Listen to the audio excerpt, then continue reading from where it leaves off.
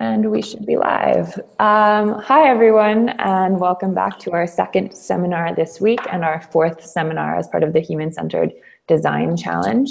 Today is feedback day, so you all submitted your prototypes, your initial prototypes on Sunday evening, and you've been giving each other really great feedback. I'm very thankful for the amount of feedback you guys have been providing to each other. And today is an opportunity to hear from two people who maybe have a slightly different perspective or a little bit more field experience. And so we have with us today Jackie Strecker, who is the Learn Lab manager from the UNHCR, and she'll introduce herself a little bit more in a second, and someone you should already know, which is Philip Schmidt, director of the Learning Initiative here at MIT. Hello, everyone. So I'm actually going to hand over to Jackie, if you can just give a short introduction of who you are and your interest in refugee learning and your experience maybe with human-centered design as well. Perfect. So hi, everyone. As Genevieve mentioned, my name's Jackie Strecker. I actually have just come back from emergency deployment in Beirut. So I'm a bit confused about what time zone I'm in, but hopefully I'll be able to stay awake and provide useful feedback. I've worked with UNHCR for 5 years in a variety of different roles, and I've actually just transitioned out of my role as the Learn Lab manager, and now I'm overseeing all of our sort of connected education work. So most of the activities that I lead are focused on innovative approaches to education and really rounding out UNHCR's overall education portfolio. And we do this largely through human-centered design. So really trying to focus on how we can use the community to lead the design process and how we can look at grappling with some of the cross-cutting challenges that we're really facing in the field. So that's a bit of my background. I previously worked with the Canadian government, again, looking at tech for ed solutions and looking at technology for development, particularly within displacement contexts, and doing a lot of evaluations on what worked before I joined UNHCR. So I'm excited, one, to have had the opportunity to see some of the projects that you guys are working on, but also just really excited that we've got such a talented group of invested individuals who are helping us find solutions. So thank you to everyone for all of your work so far. And Philip, people know who you are a little bit, but maybe you could give us a little bit more information on sort of your interest in human-centered design and maybe even a little bit more about what you do at the Media Lab, because I don't think we've talked about that very much with the accelerator. Sure. Yeah, hello, everyone. Nice to see you again. I recently talked to someone who told me that when you introduce yourself, you should give people interfaces to connect to your personal story. So I'm trying out new things. So what I'm starting to say now is I am the son of a teacher who likes to sing and dance, and an engineer who likes to read and evaluate. So I don't know if that makes any sense, but I got interested in technology and education through open source software communities, and how people would work together on projects, and how actually the most interesting for me was not that they would produce amazing things together like Wikipedia or open source software, but the way that they collaborated with each other was very similar to very traditional ways of learning in guilds through apprenticeship models. And it also allowed people to participate who maybe didn't have any formal certification. So there were really no barriers to entry and to participate in these learning communities. I became very interested in that concept. And then I think human-centered design is something that maybe I stumbled into before I knew it existed. I did a project at the University of the Western Cape in South Africa. I lived in South Africa for 10 years before coming here to the Media Lab. And where students would record lectures and take notes during the lectures and upload those materials onto a shared wiki for other students who couldn't join them. So it was like students for students in the course. It was all about the local community. It wasn't so much about reaching people online. What was very interesting was that the students ended up using this tool in ways that I had never anticipated. And also they started communicating things that had nothing to do with the lecture. So they would tell each other about like these were health students, and they would tell each other about vaccinations they had to get. So it's interesting to see for me that I had these preconceived notions of how someone would use technology, and the students took it in totally new directions because they had the ability. And so I've always been a fan of letting users help you design the tools and the formats that you're trying to build, because often they have amazing ideas and they actually know much more about the local context and how this technology could be helpful for them. And at the same time, you have knowledge that they don't have, which is what is possible with technology.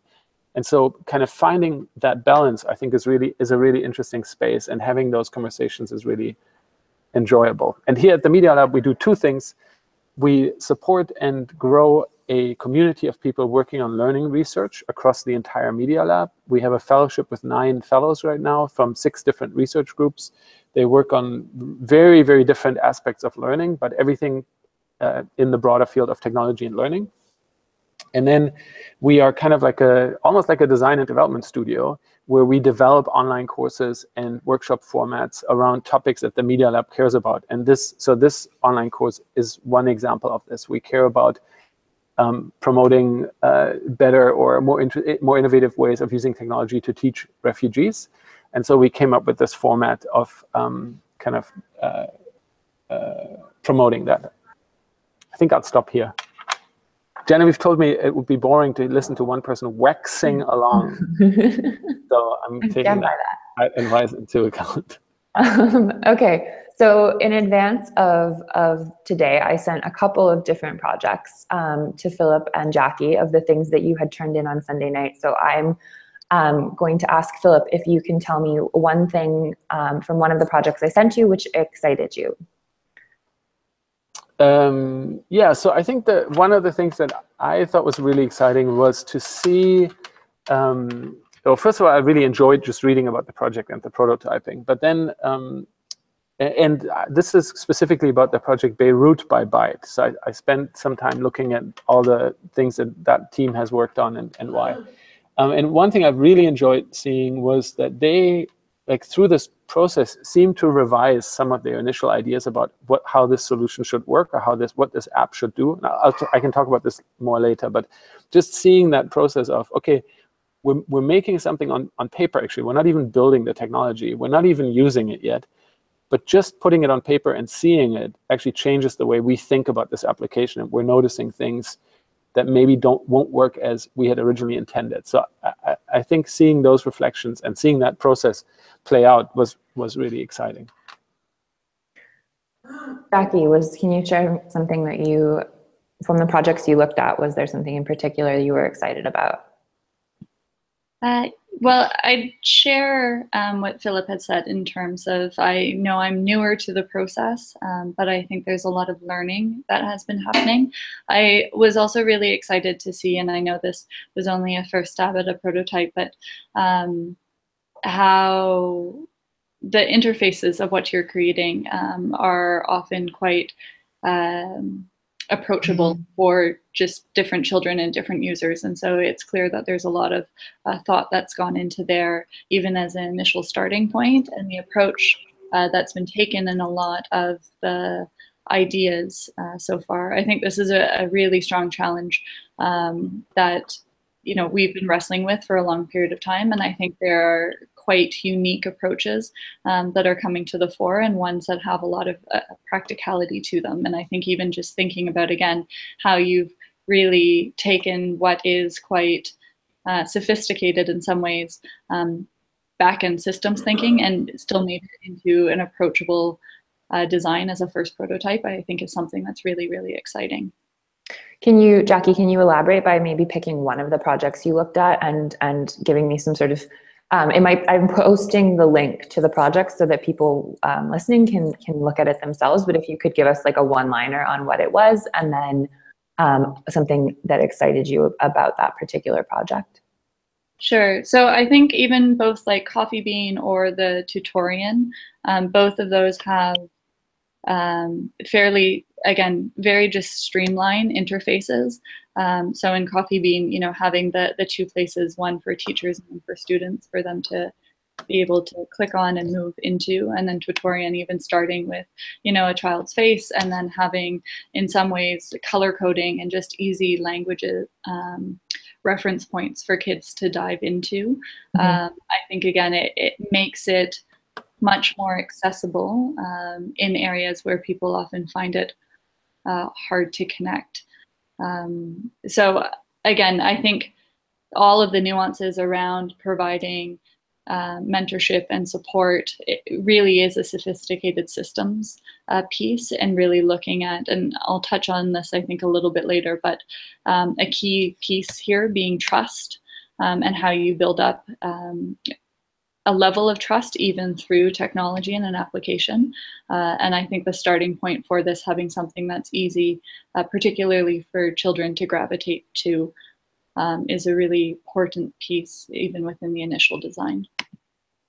And correct me if I'm wrong, but Tutorian was creating, they're concerned about bullying of refugee students, and it was a sort of way of like tracking students' moods and asking them how they were feeling, and then doing something with that data. And Coffee Beans, I think I'm confusing Beirut by Byte with Coffee Beans. If you can remind me what Coffee Beans had prototyped. So Coffee Beans was looking at setting up that relationship between teachers and students to support with homework and lessons, so being able to establish more of a link for people to connect. As far as I read from all of the documents, being able to connect and gain the support that they need with their homework when they're sort of out of formal school facilities. Philip, can you reflected a little bit on what excited you about sort of how they'd gone through the prototype process. Can you tell us a little bit about what they prototyped, and then something that you wondered, having looked at what they were working on?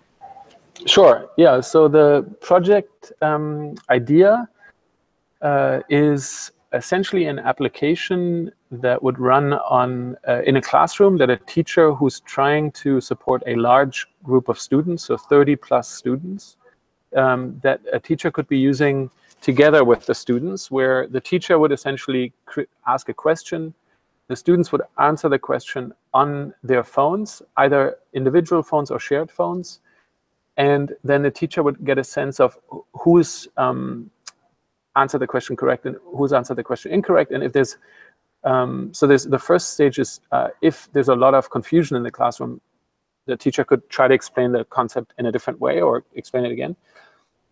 Or then the second phase is if most people get it, or if like a substantial amount of students get the right answer, the app will match students who, or allow students who haven't gotten the right answer with students who have gotten the right answer. So ultimately, I think that it shifts kind of the responsibility of teaching from the teacher, who would be supporting a large group of students, to students supporting each other, which I think is this peer-to-peer learning aspect, I think is really interesting. So that's the general idea that they're trying to tackle. I liked that in that they tied this back to something they heard in the laser presentation. So they specifically said, we heard this in the, from people working in the situation. And so that's why we came up with this idea. I also like that they shared some of the messier background notes from their notes. So kind of getting to see behind the curtain a little bit, where you could, I was imagining that this is kind of how their brains were working, like there's like a lot of stuff and confusion, and then it's like, hey, why don't we try this? But so sharing some of the notes from the brainstorming session that they did, I thought was really useful in seeing kind of how the idea had evolved out of this context. The prototype that they made was essentially paper UIs, so just drawing a mobile app on a piece of paper with pencil, and providing separately kind of a flow chart so that people who were looking at the paper could proceed in the as they imagined someone using the app. So you would go through the first screen, the second screen, etc., and then there was like a fork either this way or that way. And so they shared all of the major screens. I had some feedback on the way that so first of all, I like that it was paper prototyping. I think paper prototyping is great. It doesn't take a lot of time, and it gives you a fairly high level of fidelity. So I thought it was well chosen for this particular app. I would have liked to see some of the individual screens to be a little more concrete rather than abstract. So sometimes there'd be a field that would say question, and I would have really liked to see an actual example of a question there, so that I can, and the reason why I'm saying this is, I think what you're hoping to do with these prototypes is to have users or example users really feel what it means to use this application, and to create that connection being as concrete as possible. I think it makes that easier. If you're staying in the abstract, we say here you will see a question. I think that's harder than for a user to feel emotionally invested in this, right? Then I'm still trying to imagine what I would see there.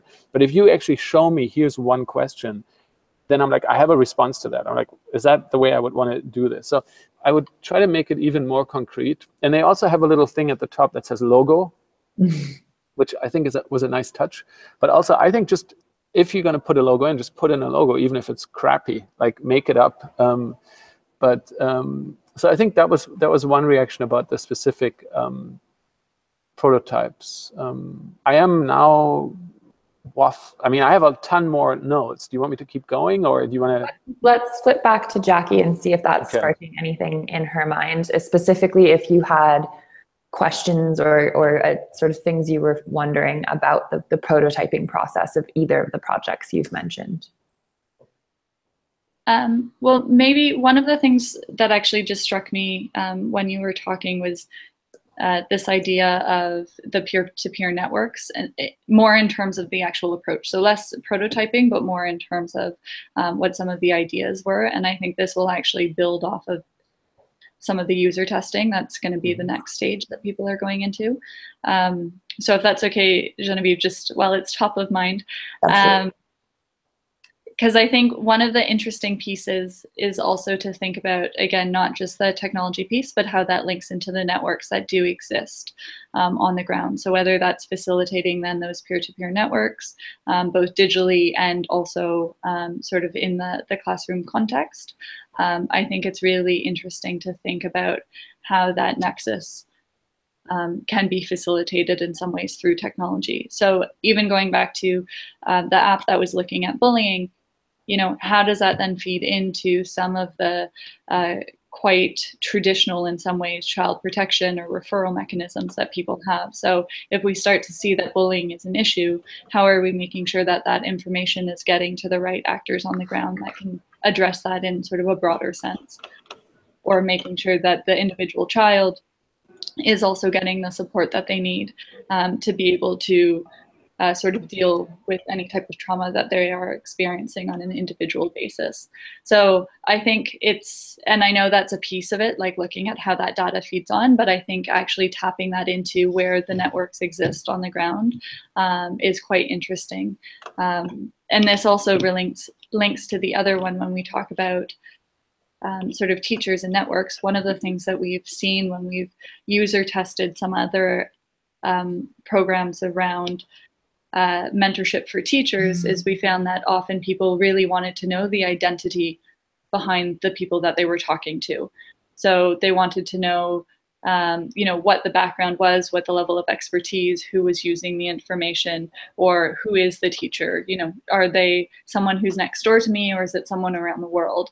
And both have their kind of pros and cons, but just being able to have more of that information on who the human is that you're connecting through the technology with, I think has a lot of potential for establishing that better sense of trust and really enabling stronger use.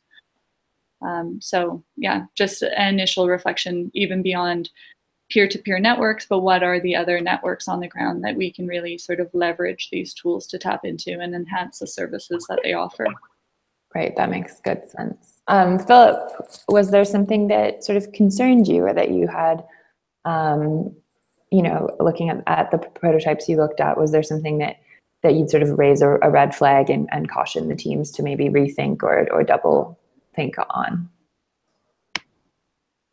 Well, so maybe this is kind of a meta point, but I think there's like this week was really all about prototyping. So I tried hard not to get too concerned about the actual project, because I thought the really useful thing is just to go through this process of prototyping and reflect on how is this helping me refine my idea and kind of that.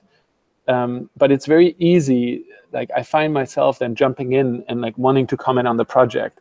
So maybe we could talk about this distinction a little bit more.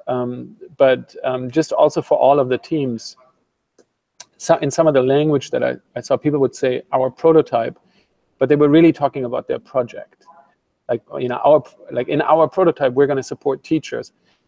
The idea of the prototype is more that, like, if your project is to support teachers, the prototype lets you test if the way that you're hoping to do it actually works. So just kind of in my head, I was trying to keep that clear. I had one big question about the project, which was sparked for me by the prototype. So when I saw the UX, there's one screen where students are supposed to say which row and seat they're sitting in. And that, to me, just seemed really difficult to do, like right away. I was like, how the hell would I know? Like, I would have to go and count rows and count seats. And like, what if the chairs aren't in a perfect grid? What if we're sitting in a circle?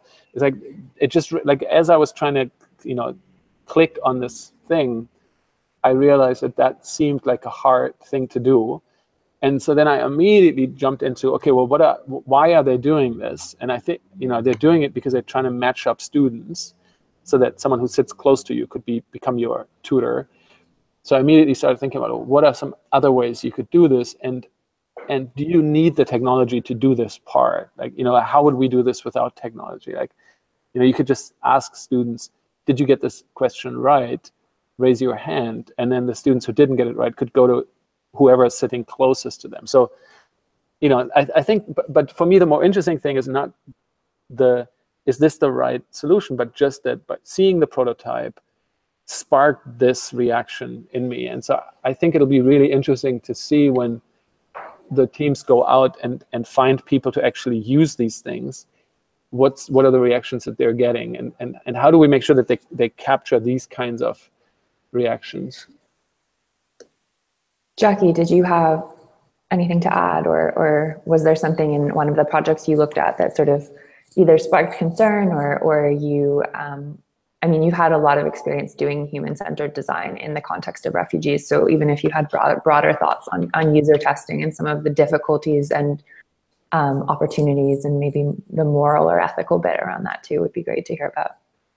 Yeah, well, and again, I think what Philip said is spot on in the sense that even my initial reactions to prototypes is to think about sort of the larger project and what's being inferred from that. So that's my almost initial reaction. But I think it's really important in the next phase that everyone's doing when you're looking at user testing that you are testing these larger assumptions and that your prototypes allow you to do that. So allow you to think about the various networks, allow you to think about levels of trust that you're creating, or even the terminology that you're using. So one of the things that struck me was some of the wording that was used within the prototype. So for example, as on one of them, a child got the options, or a student got the options between answer or decline. And even the terminology of decline, is that something that people resonate with?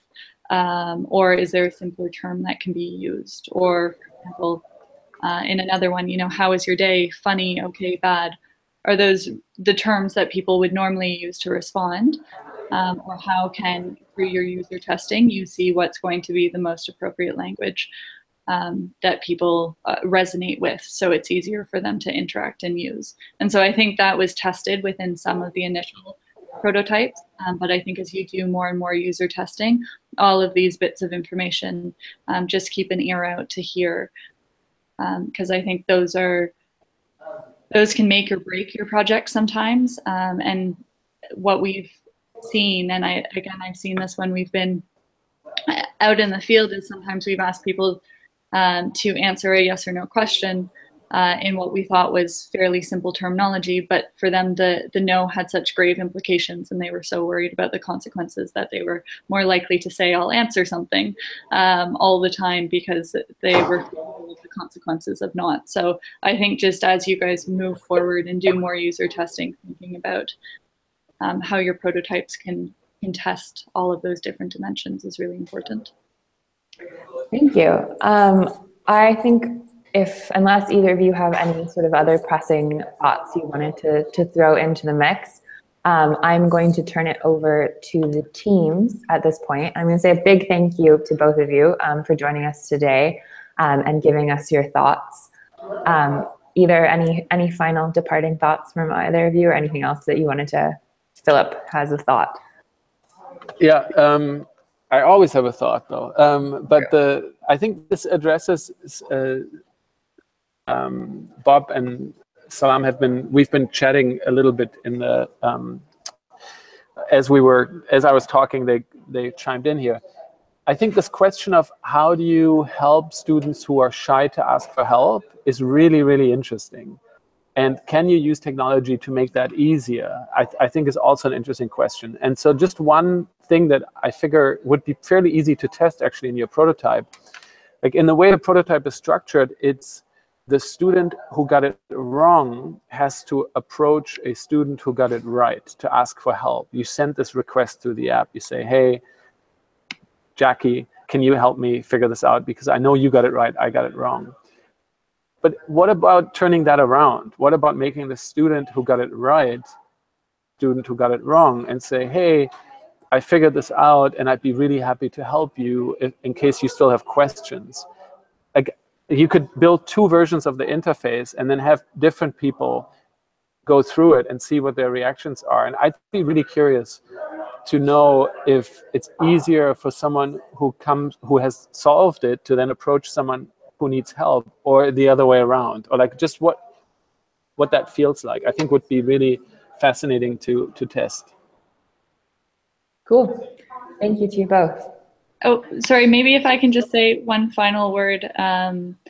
Also, just that this is really encouraging, and I do think a lot of the challenges you guys are tackling and the approach that you're taking is really inspiring. So even seeing the comments that, a lot of some of the feedback is already being raised in terms of looking at the NGOs that you can work with on the ground and all of those different pieces. I think it's really encouraging that everyone's being so considerate with the approaches that they're taking forward. So keep on the good work.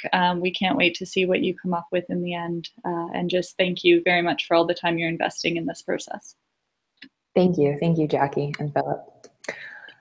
Okay, so I would like to take 5 minutes for actually you guys to give us some feedback in a way. So we've spent the last 3 weeks, we've given feedback. MIT people have given feedback on GitLab. You guys have given each other feedback on GitLab.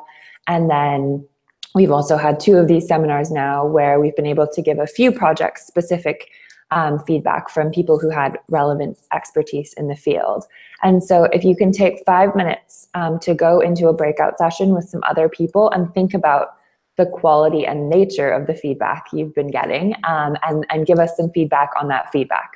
So what kinds of feedback have you been getting that have been useful to you? What kinds of feedback do you wish you were getting?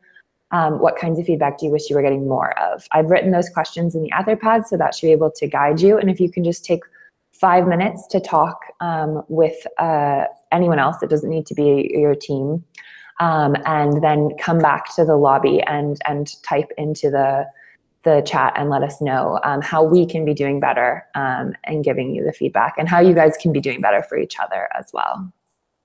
So the breakouts are open. There you go.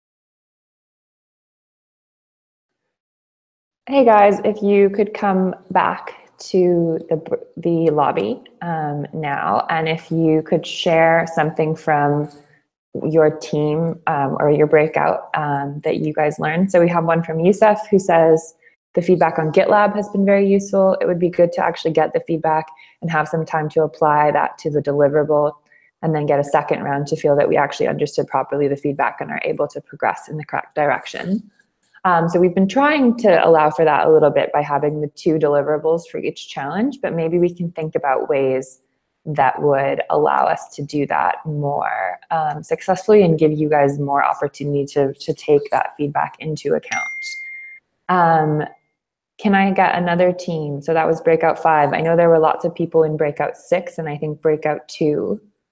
Can someone submit, or can someone come chime in? So Ilman just said thank you, and that they weren't able to submit, but that they heard a lot of useful things today, which is good. Nora identified some specific pieces of feedback that were useful. Yes.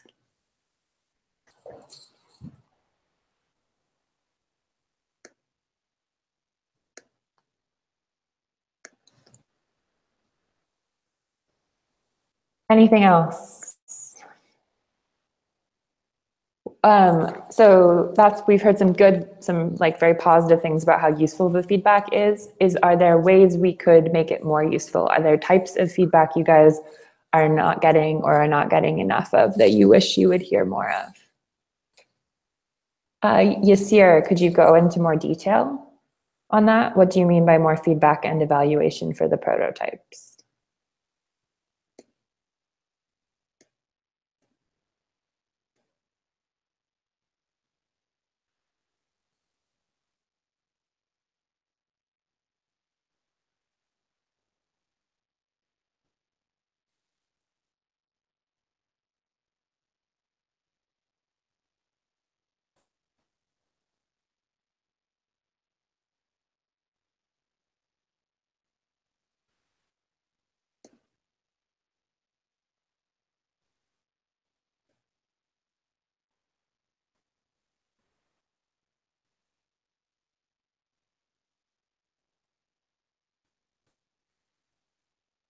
Yes, Ahmad. We've been checking everything that comes in by Sunday night.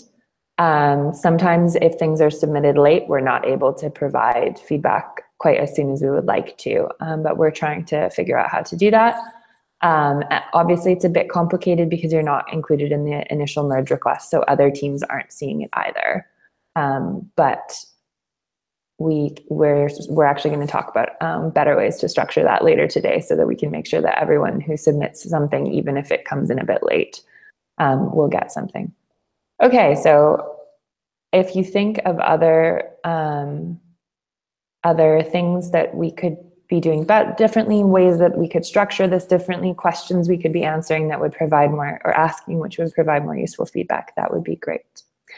I wanted to do one more breakout session today. We have about 15 minutes left. For this one, if you can go into a breakout with your team and one other team. So you guys are going to need to coordinate to make that happen.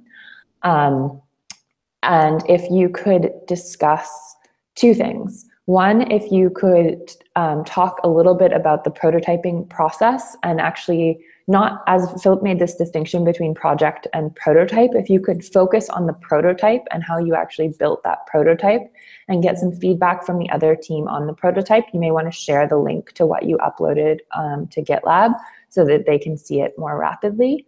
And then if you could discuss with the other team how you are going to user test this, and to make a plan about how you're actually going to begin to take this into the field and get feedback from people. And hopefully with another team, they might have some ideas on how that's doable, or some suggestions on people you should talk to, or the kinds of people you should talk to. So 2 things to discuss: the prototype and the process of prototyping, and getting some feedback on that from the other team, and then user testing. How do you actually take this forward and user test by which you have until Sunday to do, and then you'll be giving the second deliverable is due. So I'm going to open the breakout sessions now, and we will go from there.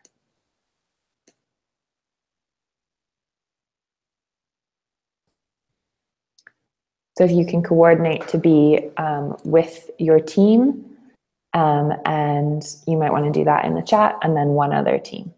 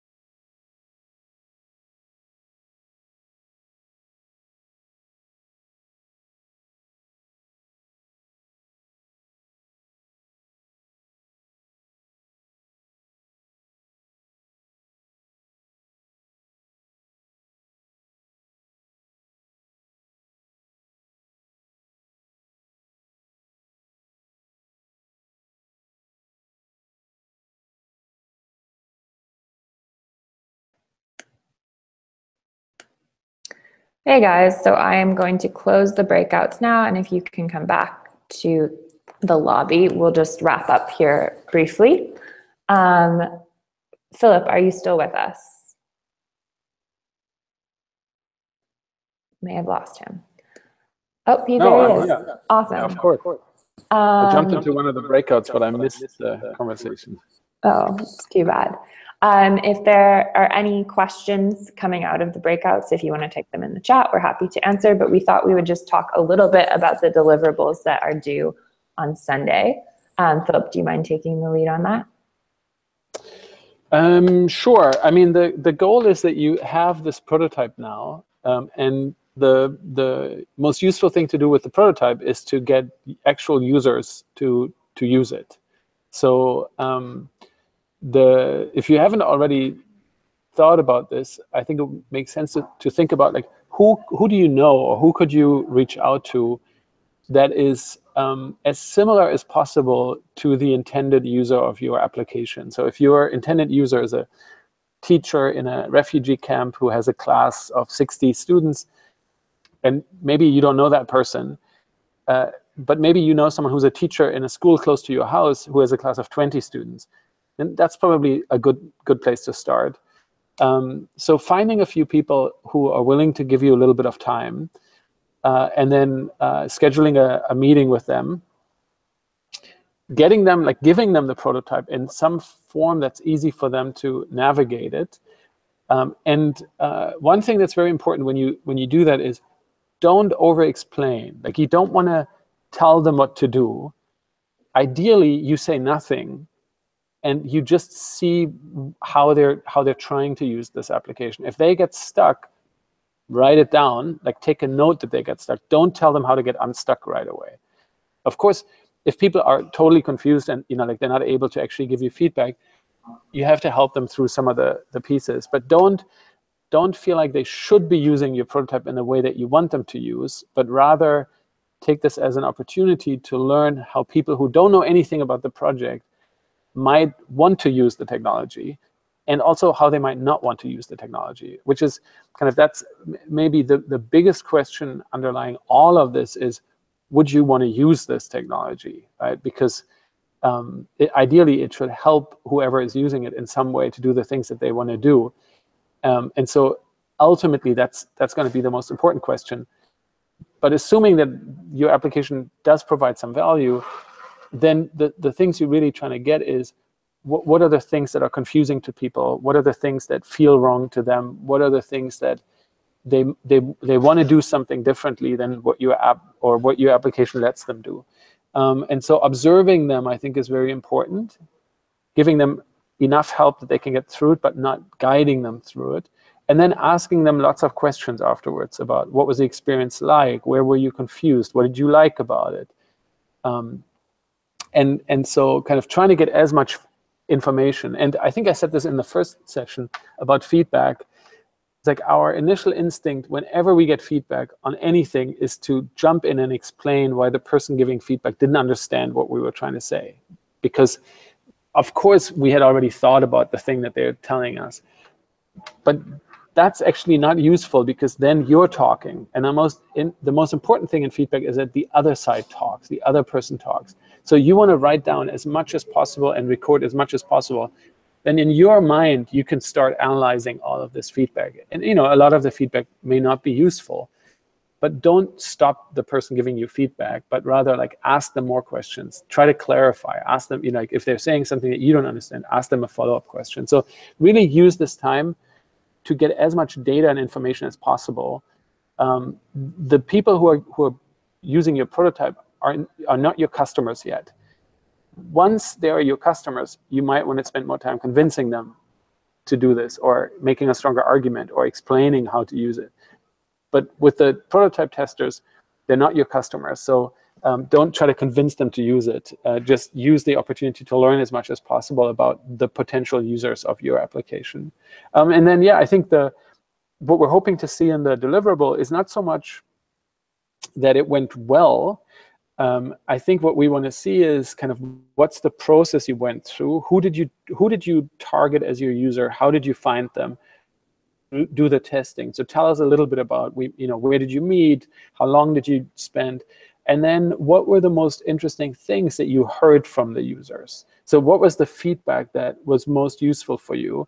And often that can be feedback that's very negative, right? Like if you get feedback that says, this part totally doesn't work, and it's legitimate feedback, it's true, then that's the most useful feedback you can get. So don't focus on the nice things that people are saying. Focus on the important things that people are saying.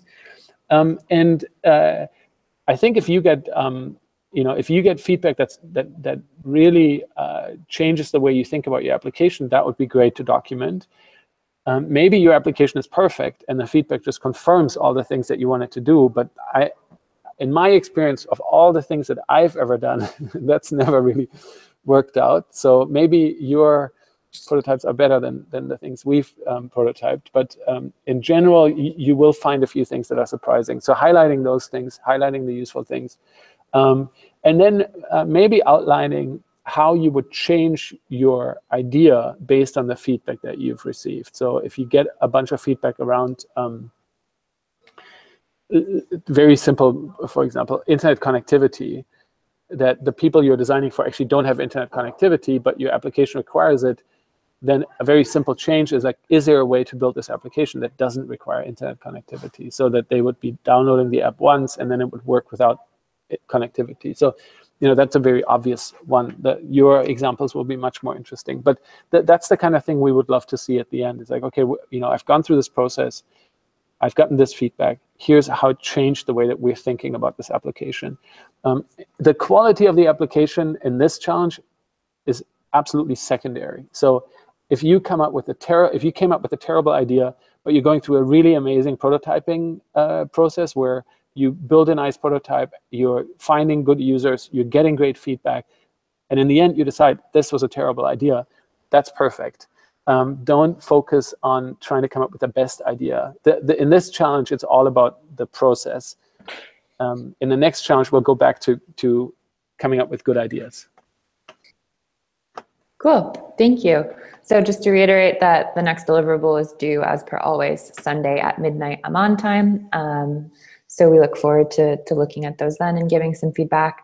Our next challenge will start next Monday. And as I said yesterday, we'll be focusing on how augmented reality could be used to support language learning.